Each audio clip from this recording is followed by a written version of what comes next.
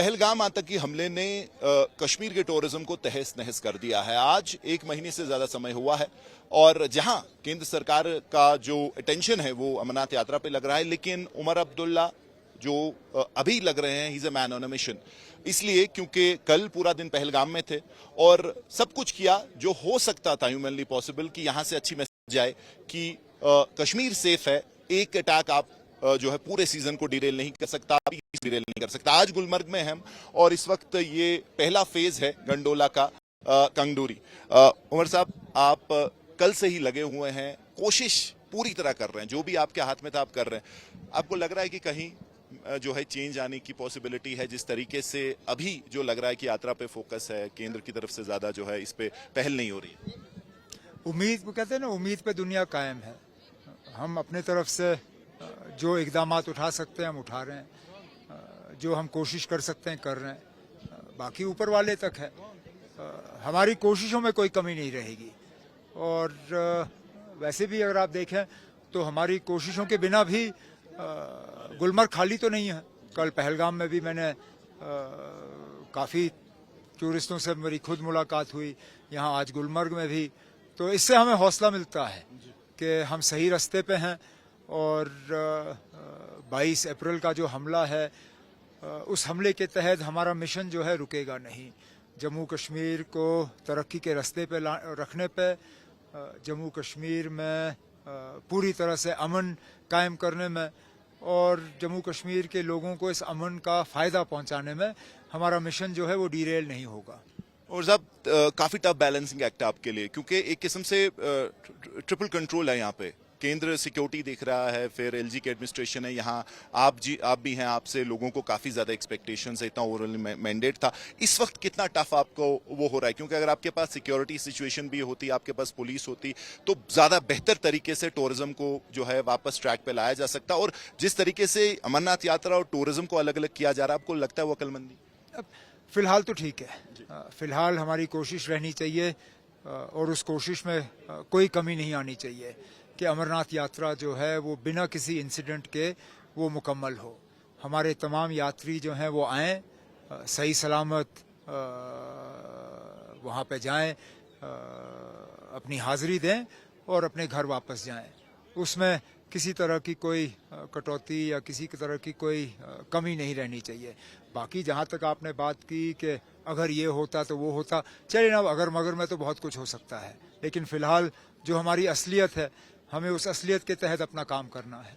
Sir, आज भी जब कश्मीर की कोई खबर जाती है या हम भी जब कोई स्टोरी करते हैं, तो जो कमेंट्स उसमें आती हैं उसमें ज़्यादातर लोग कहते हैं बाइकआउट कश्मीर। एक नैरेटिव है जो बना है। आपको लगता है कि इसमें केंद्र का एक काफ़ी इंपॉर्टेंट रोल है? क्योंकि अगर वहाँ से एक मैसेज जाएगी तो बहुत कुछ बदल सकता है बहुत जल्दी। केंद्र को पहले तो इसमें देखना होगा कि ये कौन से लोग हैं जो इसके पीछे हैं। शायद इसमें कुछ मार्केट फोर्सेस भी आ जाती हैं। उनको वैसे कश्मीर के खिलाफ कुछ नहीं है, लेकिन वो चाहते हैं कि दूसरी रियासत जो है वो प्रमोट हो कश्मीर के मुकाबले में।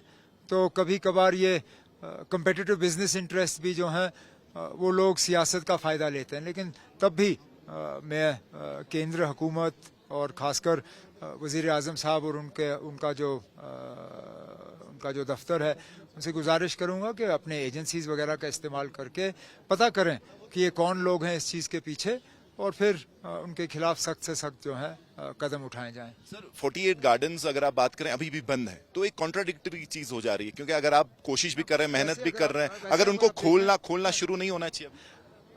48 डेस्टिनेशंस बंद नहीं हैं। कुछ जगहों में 48 छोटे पॉइंट्स बंद हैं। मिसाल के तौर पे गुलमर्ग खुला है, लेकिन गुलमर्ग का आउटर सर्कुलर रोड बंद है, तो वो एक पॉइंट बन जाता है।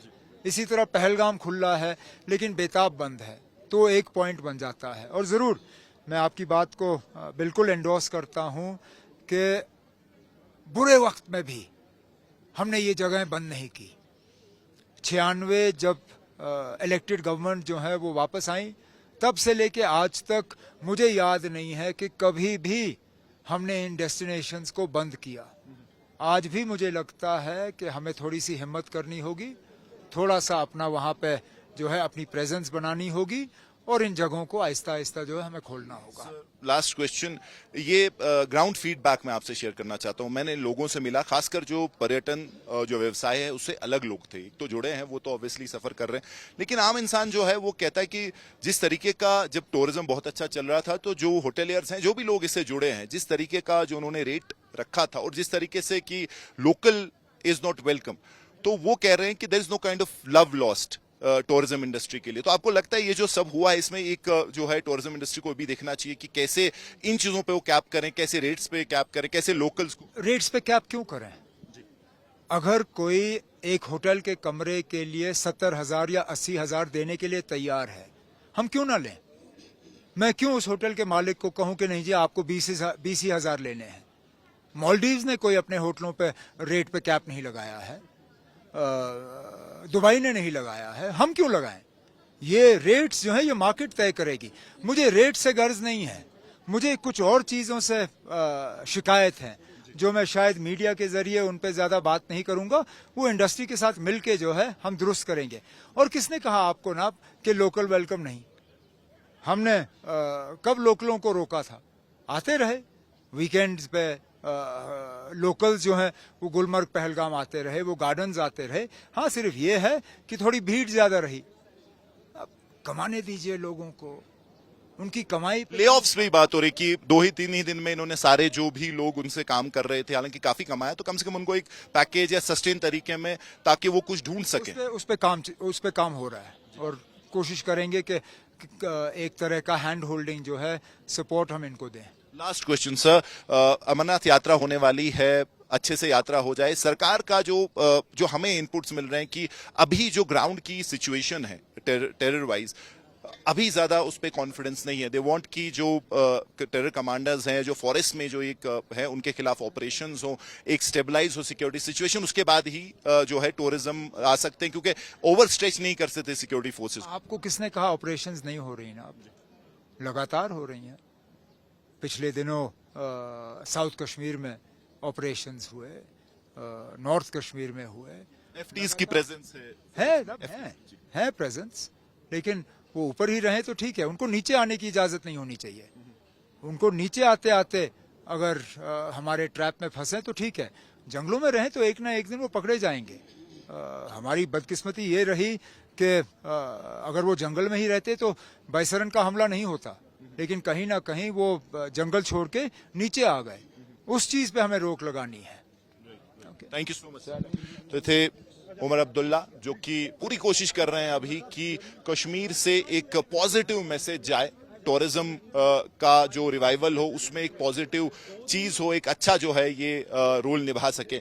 कल पहलगाम में थे, आज गुलमर्ग में है, लेकिन साफ तौर पे चुनौतियां काफी हैं, क्योंकि इतना बड़ा अटैक हुआ है कि अभी सिक्योरिटी सिचुएशन जो ग्राउंड पे है, खुद केंद्र सरकार चाहती है कि उसमें बेहतरी आए और खासकर अमरनाथ यात्रा हो, और उसके बाद शायद जो टूरिज्म है वो केंद्र सरकार का जो एक रोड मैप बनेगा उस पे, और यात्रा के बाद ही जो है टूरिज्म पे जो आगे कदम उठाए जाएंगे। लेकिन साफ तौर पे लोकल सरकार है, इलेक्टेड गवर्नमेंट है, तो प्रेशर काफी है लोगों की तरफ से। और उमर अब्दुल्ला कोशिश कर रहे हैं, चाहे पहलगाम हो और अब गुलमर्ग में, कि अच्छे विजुअल्स यहां से बाहर जाएं, अच्छी मैसेज जाए, पीस की मैसेज जाए, और ये मैसेज जाए कि सिक्योरिटी सिचुएशन बेटर है कश्मीर में, और एक इंसिडेंट जो है वो डिरेल नहीं करना चाहिए और नहीं उसको करने देना चाहिए, जो 5-6 साल में सिक्योरिटी पे काम हुआ है, जो मेहनत हुई है। तो साफ तौर पे Omar Abdullah on the road Pahalgam से गुलमर्ग तक, और कोशिश टूरिज्म रिवाइवल कश्मीर का।